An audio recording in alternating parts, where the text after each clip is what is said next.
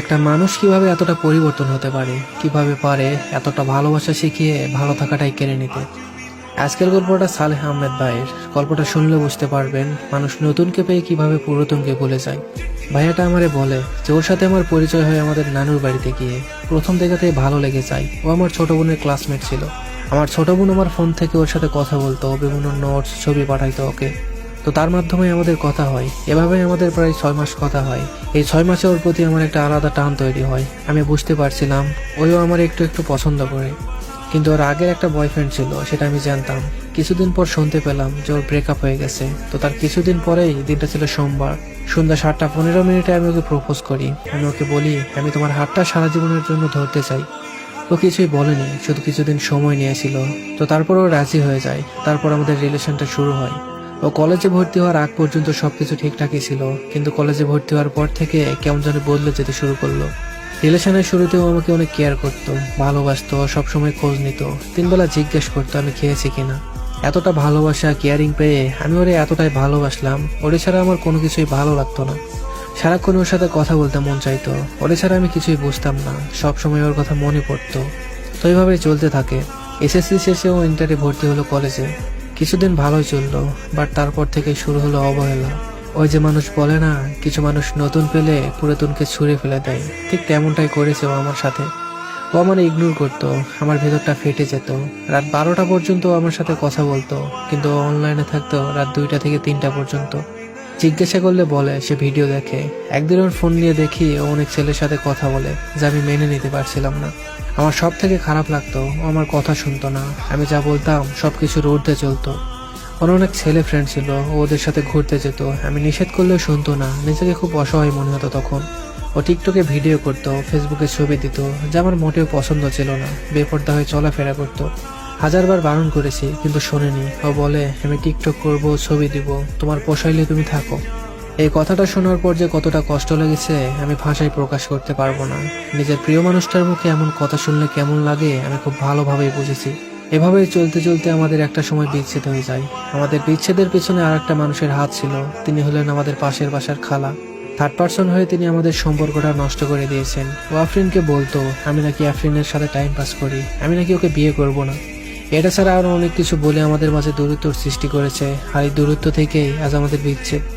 আমি আফরিনকে অনেক বুঝিয়েছি যে দেখো, আমি যদি বিয়ে করি তাহলে তোমাকেই করব। তাও সে বিশ্বাস করেনি। আমার এতদিনের ভালোবাসা একটা মানুষের মুখের কথায় শেষ করে দিল। আমি আমার খালাকে কোনোদিন ক্ষমা করব না, তার কারণে আমার জীবনটা আজ নষ্ট হয়ে গেল। কি ভাবছেন আমার ভালোবাসার মানুষটার থেকে আলাদা করে ভালোই আছেন? থাকেন, সমস্যা নেই। রিভেঞ্জ অফ নেচার বলে একটা কথা আছে, জানেন তো? প্রকৃতি আপনার হিসাব ঠিকই নিয়ে নিবে, আজ না হয় কাল, শুধু সময়ের অপেক্ষা। সেই দিন হয়তো আমার কাছে ক্ষমা চাওয়ার মুখটাও আপনার থাকবে না। আমাকে আমার ভালো থাকার মানুষের থেকে আলাদা করে আপনি কখনোই ভালো থাকতে পারবেন না। আচ্ছা একটা কথা বলেন তো, কি পেলেন আফরিনকে আমার থেকে আলাদা করে? আমি তো আপনার কোনো ক্ষতি করিনি। আমি আপনাকে নিজের খালার মতোই দেখেছিলাম, আজ তারা এই প্রতিদান দিলেন। আপনার এই কাজ আমি কখনোই ভুলতে পারবো না। আমার দীর্ঘশ্বাসগুলো আপনাকে ভালো থাকতে দিবে না, দেখে নিন। আমি আফরিনকে পাওয়ার জন্য আমার ফ্যামিলির কাছে আজ খারাপ ছেলে, আমার ভাই বোনদের কাছে খারাপ ভাই। আমার নিজের খালার সাথে আজ 2 বছরের কোনো সম্পর্ক নেই আমার, শুধু ওকে পাওয়ার জন্য। দিন শেষে আমি ওকে হারিয়েই ফেললাম। আজ আমাদের বিচ্ছেদের 6 মাস হয়ে গেল, তারপরেও ওর প্রতি আমার ভালোবাসা একটুও কমেনি, বরং আগের থেকে বেশি মিস করি, বেশি ভালোবাসি। আমি ওকে কখনো ভুলতে পারবো না। ওকে পেয়ে গেলে হয়তো আমার চাওয়ার কিছুই থাকতো না। আর জীবনে যত না পাওয়ার গল্প আছে, ওকে পেয়ে গেলে হয়তো সব না পাওয়ার গল্পগুলো ভুলে যেতাম। আফরিন, আমি তোমাকে কিছু কথা বলতে চাই। আমি জানি তুমি যার সাথে আছো ভালো আছো। আমি চাই তুমি ভালো থাকো, সেটা যে কারোর সাথে হোক না কেন। আর একটা কথা, আমি অনেকবার চেয়েছি তোমায় ঘৃণা করতে, কিন্তু কখনোই পারিনি। আমি তোমাকে মন থেকে ভালোবেসেছি, হয়তো এই কারণেই ঘৃণা করতে পারিনি।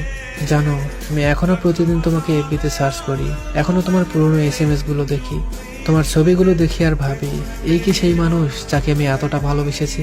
খুব অচেনা লাগে তোমায় এখন, খুব মিস করি তোমার সেই আগের ভালোবাসাগুলো। তোমার কথা মনে হলেই নিজের অজান্তেই চোখে পানি চলে আসে। কি করব বলো, তোমাকে তো আর পাওয়া হলো না, তাই তোমার স্মৃতিগুলো নিয়েই বেঁচে আছি। আমি একদম ভালো নেই তোমায় ছাড়া। তুমি আমার ভালো থাকার কারণ ছিলা, সেই তুমিই নেই, কিভাবে ভালো থাকি বলো? জানো তো, তোমায় খুব মিস করি। I miss you Afrin, I really miss you. তোমাকে অনেক কথা বলার ছিল, কিন্তু তার হয়তো বা কখনো হবে না। আমি তোমার থেকে অনেক দূরে চলে যাচ্ছি। হয়তো কাছে পেতে ইচ্ছে করলেও আমায় ফিরে পাবে না। আমি চাই তুমি ভালো থাকো, অনেক ভালো থাকো। 5 ওয়াক্ত নামাজ পড়ে মোনাজাতে তোমাকে কত চাইলাম, কিন্তু পেলাম না। অনেকবার সুইসাইড করতে চেয়েছিলাম, কিন্তু যখনই সুইসাইড করতে গিয়েছি আমার মনে পড়েছে আমি তো মুসলিম, সুইসাইড করা ঠিক না। আমি সব সময় চেয়েছি তুমি ভালো থাকো, আজও চাই তুমি ভালো থাকো, অনেক ভালো থাকো। যে মানুষটা আপনাকে এতটা ভালোবাসে তাকে ছেড়ে দিয়ে অনেক বড় ভুল করেছেন। এখন হয়তোবা বুঝতে পারছেন না, একটা সময় ঠিকই বুঝতে পারবেন, কিন্তু তখন হয়তোবা অনেক দেরি হয়ে যাবে। একটাবার ভেবে দেখতেও তো পারতেন যে মানুষটা আপনাকে ছাড়া কিছুই বুঝতো না, সেই মানুষটা আপনাকে ছাড়া কিভাবে থাকবে, কিভাবে ভুলে থাকবে আপনাকে। ভালোবাসার মানুষটাকে না পাওয়ার কষ্ট আপনি সেই দিন বুঝতে পারবেন, যেদিন আপনার ভালোবাসার মানুষটা আপনাকেই ছেড়ে দিবে। সেদিন বুঝতে পারবেন কাউকে ছেড়ে গেলে ঠিক কতটা কষ্ট লাগে। হয়তো আপনার নতুন অনেক মানুষ হয়েছে, নতুন ভালোবাসার মানুষ হয়েছে। আজ যে নতুন মানুষটার জন্য পুরনো মানুষটাকে ছেড়ে দিলেন, এই মানুষটাই একটা সময় আপনার হাসির কারণ ছিল, আজ আপনি তার হাসিটাই কেড়ে নিলেন। আপনি কখনো ভালো থাকতে পারবেন না, কখনো না।